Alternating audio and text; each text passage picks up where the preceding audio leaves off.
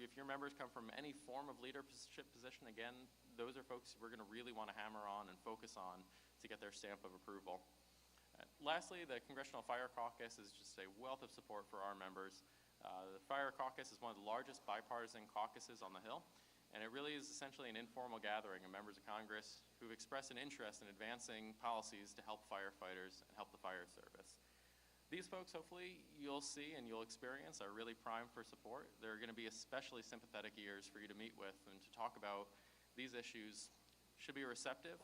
We work closely with the members of the Fire Caucus, and so hopefully you'll enjoy speaking with them and working with them as much as we do.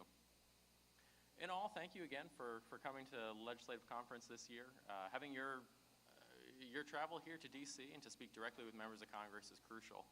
We've got a wonderful staff at the International. We work closely with members of Congress each and every day, but it's your voices from the local level that truly help move that needle with members of Congress. Your ability to speak about those local issues, the restaurants that are opening, the bridge that needs to be rebuilt that's fallen apart, or maybe the bridge that just did get rebuilt, all of those help break down a barrier with members of Congress, and especially new members of Congress as well. If you're coming from a district that you've got a new House member or a new senator, they're going to be looking to make friends in the district. They're going to be looking to make friends here in Washington, and this affords you a tremendous opportunity to really personalize these issues and put the face of your local on these needs. Our staff will be around all day today, all day tomorrow. I think we'll be doing a deeper dive into some of these issues this afternoon. So certainly feel free to reach out to myself, reach out to any of the other folks here on staff, and we'll be happy to walk you through any other questions you may have and give you any other tips and tricks to make sure all your meetings tomorrow is as successful as possible. So thank you again. Look forward to seeing everyone tomorrow at the rally at 11 o'clock, and I hope you enjoy the rest of the conference.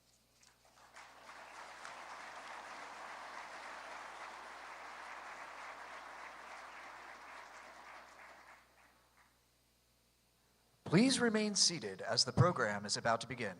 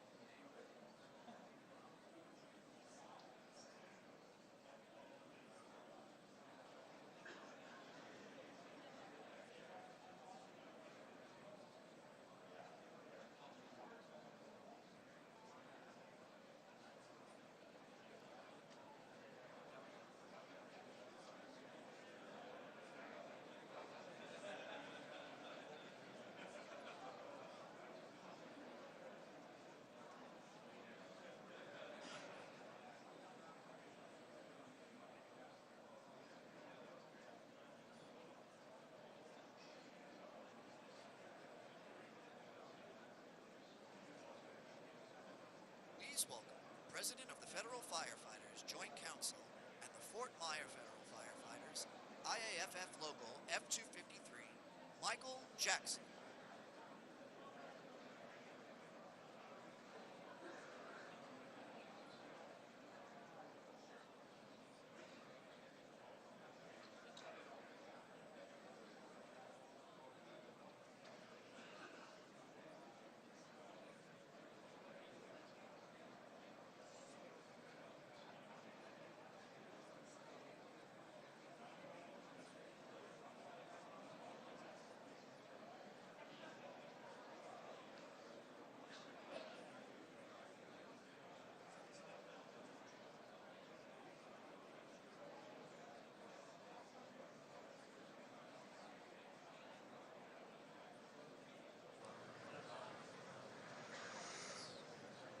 Please welcome President of the Federal Firefighters Joint Council and the Fort Myer Federal Firefighters, IAFF Local F-253, Michael Jackson.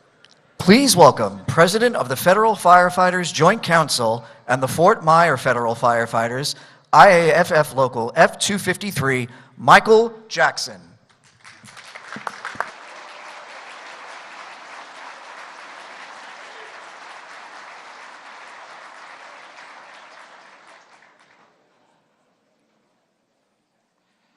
Wow, what an honor. Brothers and sisters, good afternoon. My name is Mike Jackson. I'm a federal firefighter at Joint Base Myer-Henderson Hall, just across the river in Arlington, Virginia. We respond to a number of crises and disasters and security requirements in our nation's capital. Ever since I was a kid, I knew I wanted to be a firefighter. Every time fire trucks drove down the road, I chased them. At 16 years old, I became a junior firefighter, and the rest is history. After being on the job for more than a decade, I was diagnosed with cancer in 2021. My claim, a truth we all know, the cancer is connected to our job, was initially denied. My medical bills climbed beyond $100,000. I watched the impact on my family, specifically my wife, Patty, who's a dispatcher, and my two daughters, Riley and Kenzie. For years, the government has denied federal firefighters presumptive coverage for cancer, heart, and lung diseases that we have rightly earned, putting our lives on the line. This needed to change. Thanks to our next speaker, it has. For decades, the IFF advocated for all this and many more other changes, to no avail. General President Kelly made them a priority. And when President Biden was elected, he finally made the progress we'd been waiting for. President Biden has signed law after law to make sure firefighters get the benefits and support they deserve. Please welcome the person who has spent his whole career personally advocating for the IFF and who time after time has delivered for our members, President Joseph R. Biden.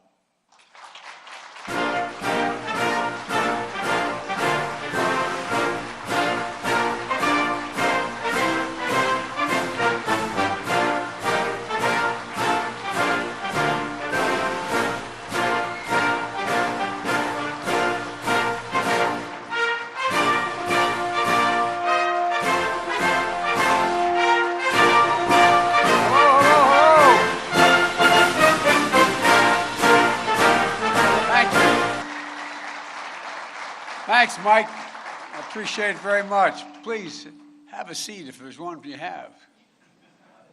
I said that early on in my presidency, said, have a seat, and then the press, there were no chairs.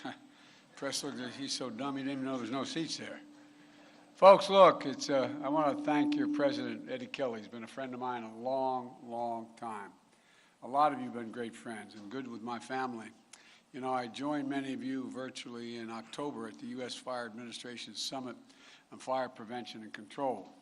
I was told that I was the first president since Truman to participate, and I made sure to do it because as long as I can remember, you have been with me from the very, very beginning. First outfit ever to endorse me. There's 3 political parties in Delaware: Democrats, Republicans, and firefighters. Well, you all think I'm kidding. You all think I'm kidding. I'm not kidding, man. That's not a joke. And I got the firefighters, and I won by a landslide of 3,800 votes. Anyway, that was in 1972. when I had a little bit of hair. You know, look, throughout my career, I've tried to be there for you all, because you've been with me my whole career. Many of you know that when I first started in politics, you were the first outfit, not this particular firefighting group, but the State Firefighters Association. We're the first group to really jump behind me. And you heard me say that many times, God made man, then he made a few firefighters, because you're all nuts.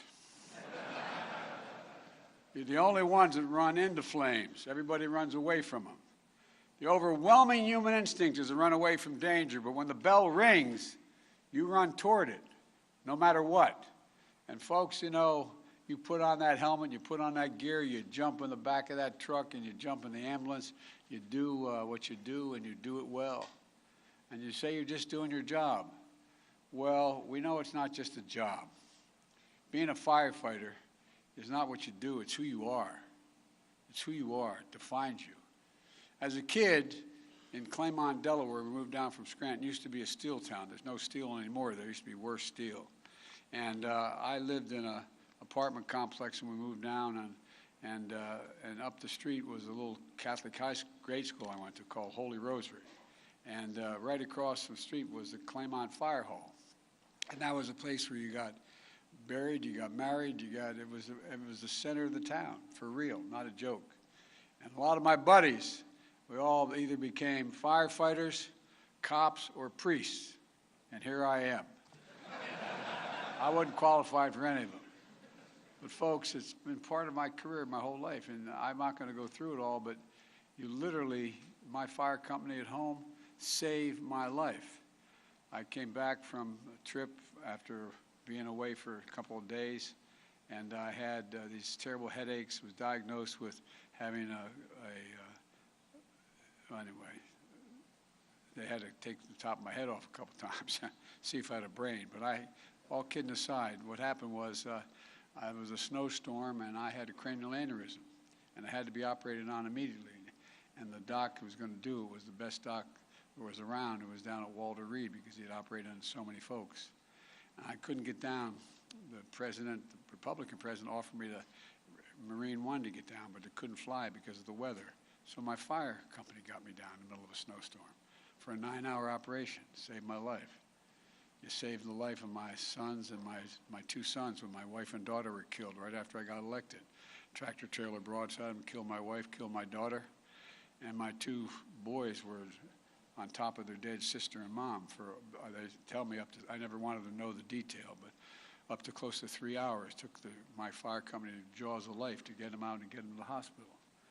When I was down doing the last show with Tim Russert, Meet the Press, the last show he had done, lightning struck in a pond behind my house, went up underneath the conduit, caught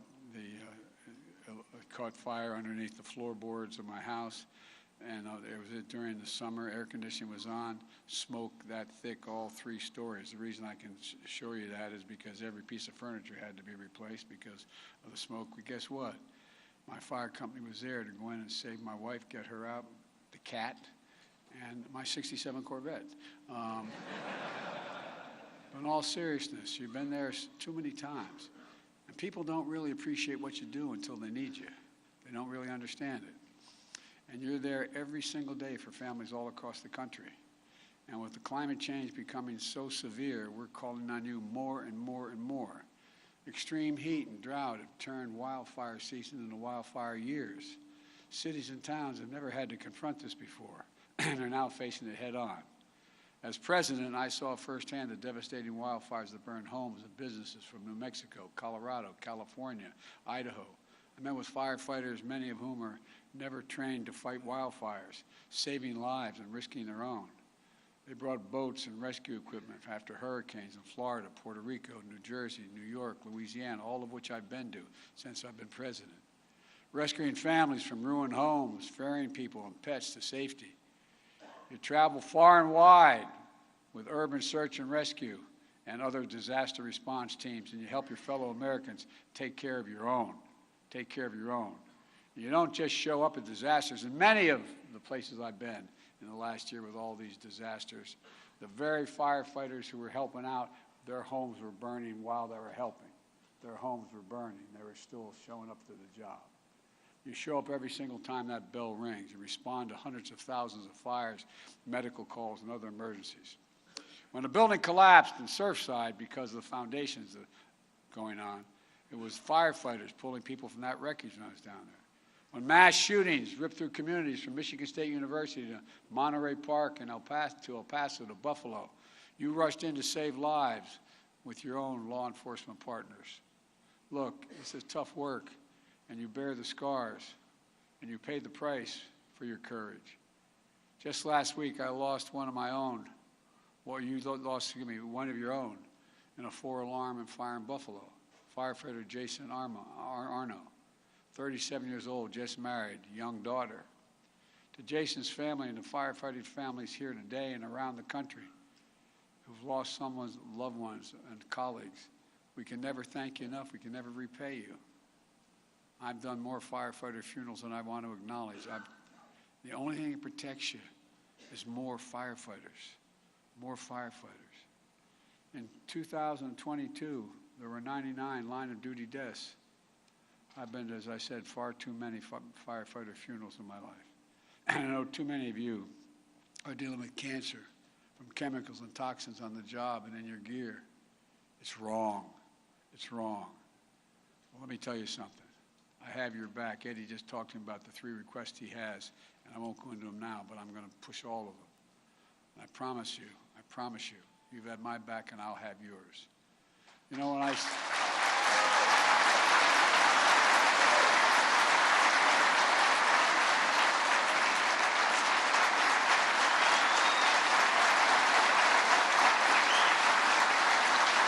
Well,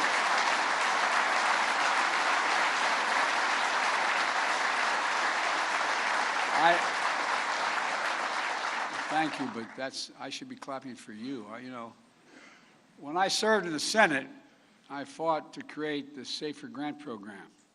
As Vice President, I worked to double its funding. In my first months as President, I invested $350 billion from the American Rescue Plan to help states and cities keep firefighters on the job during the pandemic. Cities like Tampa, Dallas, Tulsa, Knoxville used the funding for premium pay, new fire and rescue vehicles, extra staff during peak times. The law also increased federal firefighting grants by $300 million, paying for hundreds of emergency response vehicles, thousands of sets of turnout gear, and there's so much more we have to do. Critical cancer research, and putting more local firefighters in the field. And since I spoke at the Summit of Fire Prevention and Control last October, FEMA has funded 400 more firefighting positions, bringing the total to 1,600. Because I know you know, that the things that protects firefighters, again, I'll say it again and again, is more firefighters.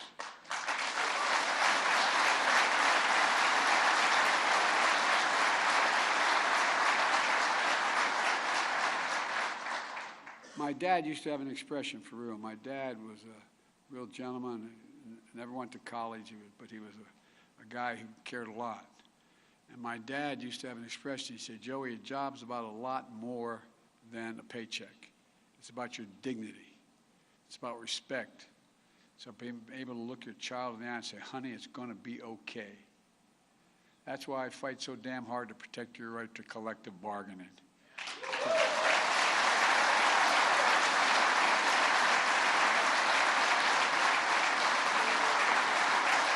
I mean it.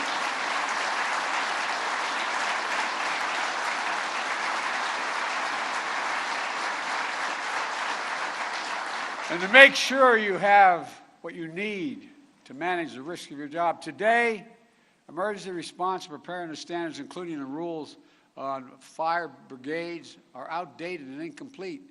They don't address the full range of hazards we face, and they lag behind the latest innovations in protective equipment, industrial standards, and so much more. That's why the Occupational Safety and Health Administration convened a multiple agency panel to draft better standards to protect folks like you, to protect all the rest of it, who protect the rest of us. They're on track to propose an updated rules this fall. And when they finally comes time for you to leave the job, and enjoy some hard-earned peace. You should be able to retire with dignity. That's why last year I was proud. I was proud to sign legislation to make sure your disability retirement benefits remain tax-free the whole life. And that's why, as senator, I fought for the Public Safety Officers Benefit Program and helped strengthen it. As president, I signed legislation extending those benefits to firefighters who are permanently disabled and the families of firefighters who die after experiencing trauma like PTSD on duty. You see so much. You see so much, God love you. I'm not sure how you do it. Because your families make the sacrifice they make every day right along with you. When you put on that uniform, or when they may be in the area where you may be working out of, they hear that alarm go off, they hear that siren go off, they wonder. They wonder not just who in fact is in trouble, but are you going to be coming home? Are you going to be coming home? Every family dreads the possibility of receiving that phone call. There's a line from the English poet John Milton. It goes like this. He said, "They also serve who only stand and wait." They also serve who only stand and wait. We owe an overwhelming debt of gratitude to your families, your mothers, your fathers, your brothers, your sisters, your husbands, your wives, and your children. We owe them big for supporting you.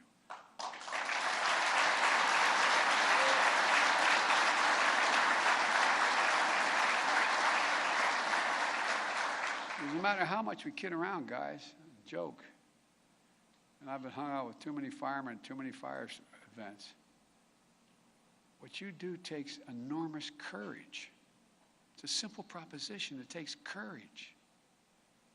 I want to personally thank your families who had to stand and wait while you keep us safe. Much of what we're doing is about your right to be treated fairly, with dignity and with respect. Part of that is making the tax system as fair.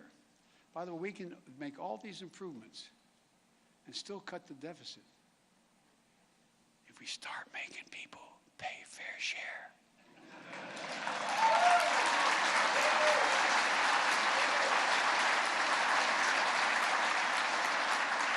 I made a commitment on my watch. No one making under $400,000 will pay an additional penny in taxes. And guess what?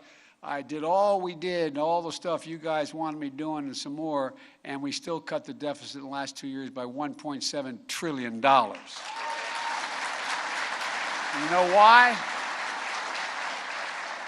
For 550 corporations, we made over $40 billion and didn't pay a cent in federal taxes. Now, I'm a capitalist. You want to go make a lot of money, go do it, but at least pay something. So we put an incredible burden on them. We made them pay 15% tax. That's less than you guys pay a hell of a lot more than that. And guess what? We were able to afford everything and still cut the deficit. That's why I'm proposing, you know, there used to be in America, when I started this job, there were, I think, 600, don't hold me the exact number, I think 680 million billionaires in America. Not million, 680 billionaires in America. Now it's about 1,000. You know what their average tax rate is? 3, T-H-R-E-E%. Poor people. That's why I'm proposing a billionaire tax, because no billionaire should be paying a lower tax rate than a firefighter. Nobody.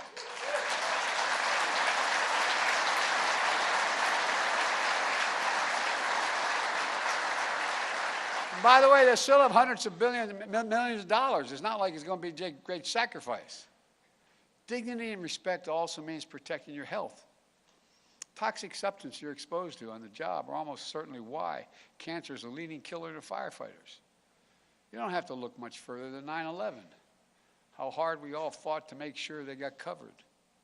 We stepped up and did something about that. We should step up now. I have a proposal that started in the last administration I was part of with Barack Obama. It's called the Cancer Moonshot. It's a key part of my unity agenda in the State of the Union to bring together every part of the government to cut the cancer death rates in half. and invest in research and development and early detection and screening, better support people facing diagnoses, and end cancer as we know it.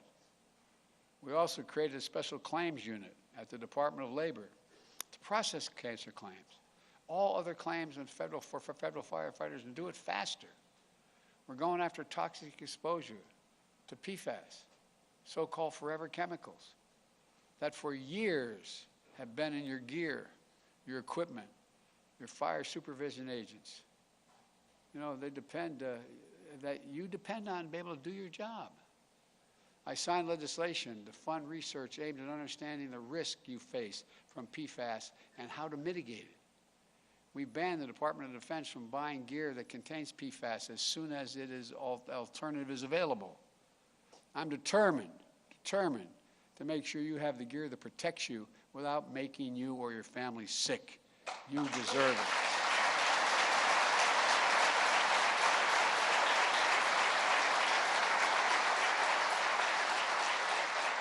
We can do this.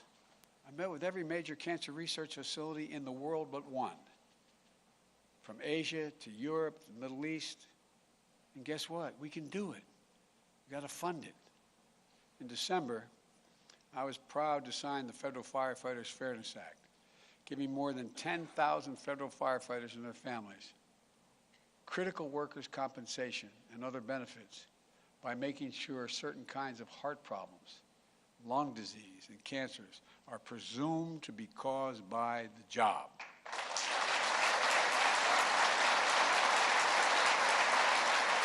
Got to do it.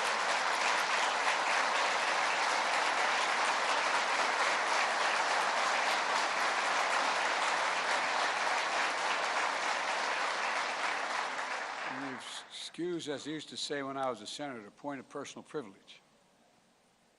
I'm wearing a tie that has the insignia of the organization my son set up before he died for abused children. Well, you know, he, like many of you, he spent a year in Iraq. He was given a number of awards, Bronze Star, Conspicuous Service Medal. But the problem was he went one of the healthiest guys in his outfit. He was the Attorney General, gave up his seat so he could go to Iraq with his National Guard unit. But he was downwind from one of those toxic dumps. And he came home with stage 4 glioblastoma, for which there's no cure. And he died.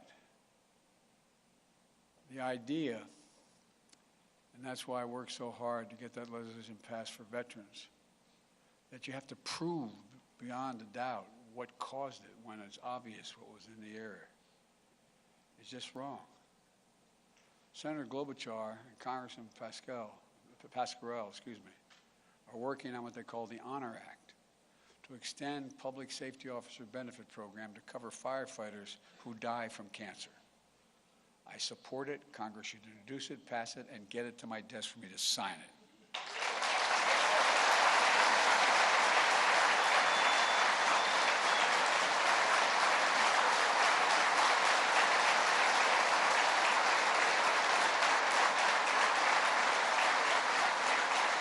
Look, no one's saying you didn't know this was a dangerous profession when you joined it. That's who you are. It's about helping other people. Like I said to a couple of you downstairs, I don't know any other group of people who risk their lives to save someone's home or property, and the next day are out there in a corner with a boot, raising money to help them rebuild their home. Name me anybody who does that. Name me anybody but you guys that do that. It's who you are. You're incredible. But there are things we can do to make your job a little bit safer, like preventing fires in the first place. One of the things you remember I fought like hell to get done. They said we couldn't get it done. We got it done in a bipartisan way, actually. The bipartisan infrastructure law.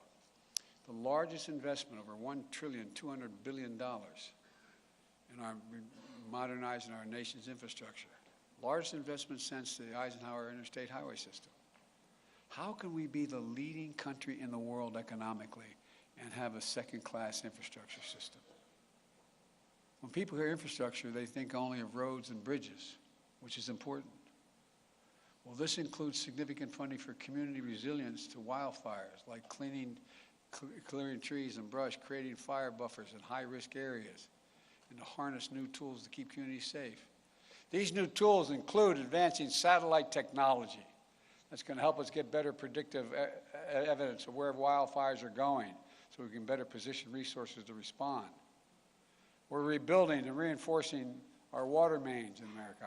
Too many firefighters are showing up, and guess what? No water's coming out of that hydrant. We're also repairing roads and bridges all across the country so emergency responders can get to people quickly. Let me give you an example. When I was doing the Recovery Act in the last administration I was in Barack's administration, I was in south central Pennsylvania, and there was a creek about as wide as this from the buffer there to the wall. And there was a bridge over it, which I guess might have been, I don't know, 35 yards, 40 yards long. And on one side was a fire station. The other side was a school.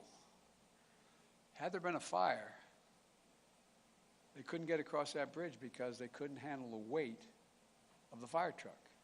So it had to go, don't hold me to this exactly, but I think it was 8 miles up the creek to get to the bridge they could cross to come back. How many kids would be dead by then? We have to go. We have to fix this. And the Inflation Reduction Act, funny sounding name, makes the most significant investment in history in confronting climate change, including protecting forest health, reducing fire risk in nearby communities to protect you. We made a lot of progress, but there's so much more to do. When you respond to a fire, you don't leave until the fire's out. Well, I'm telling my colleagues, don't leave till we finish the job. We got more to do. I'm determined to finish the job. We passed this legislation. It's out there. It's out there. And we're going to get it done. Make your lives a little bit safer. You can never make them really safe because you do so many incredible things. Let me close with this. When the worst happens, and those alarms go off, when everything and everyone you love is in danger, there's no better sight in the world than a firefighter ready to go to work. So thank you for being who you are, and I mean this from the bottom of my heart. It's personal. Thank you, thank you, thank you. And thank you to all the heroes you represent. We're on alert, on call, communities all across the country this very minute. You guys are the best, you women are the best, and that's not hyperbole. You're the very best America has to offer. We owe you, and I promise, as long as I'm standing here, I will never forget what you did for me, for the country, and for all of us. Thank you, thank you, thank you. God bless you, and may God protect all firefighters. Thank you.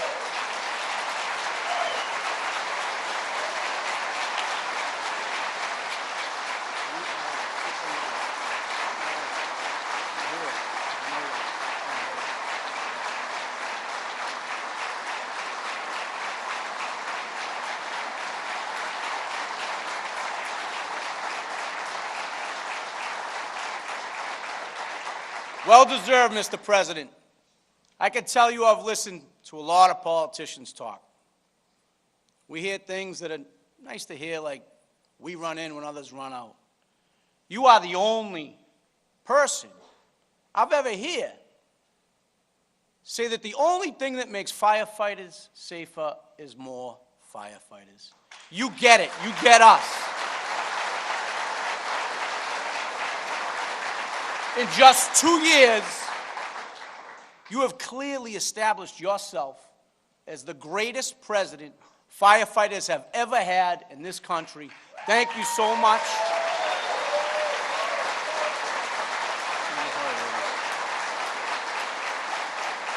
You're making our very dangerous job as safe as it possibly can be, one leadership decision at a time, and we thank you. And we thank you on a personal level. One of our IFF members son, a naval officer, is caught up in the politics in Japan, and we thank you for personally trying to help the Alconis family. We know that you're doing everything you can. We thank you. We love you, and we thank you for everything you've done for all of our IFF family. Thank you, Mr. President.